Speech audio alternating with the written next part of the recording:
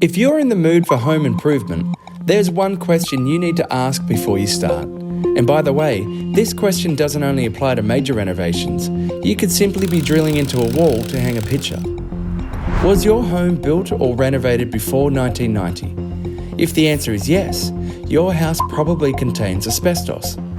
Australia has one of the highest rates of asbestos-related diseases in the world. It kills about 4,000 people every year.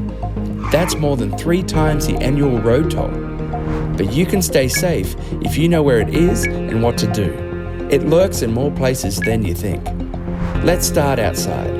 What is your house made of? Asbestos fibre houses are still very common. Asbestos could also be in your eaves, roof and electrical box.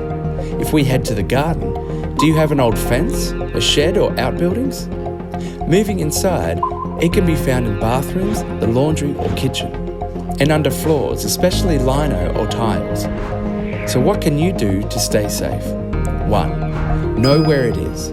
If in doubt, get the material tested or assume it is asbestos. 2. Don't disturb or damage it. If it is in good condition, leave it alone. 3. Replace it if damaged. If broken, weathered or damaged, fibres can be released, risking your health. And finally, seek professional help to remove it. It could cost less than you think. Like plumbing and electrical work, asbestos removal or renovations that might disturb asbestos are jobs best left to the experts. There's lots of places you can go for help and advice, including our website www.asbestossafety.gov.au.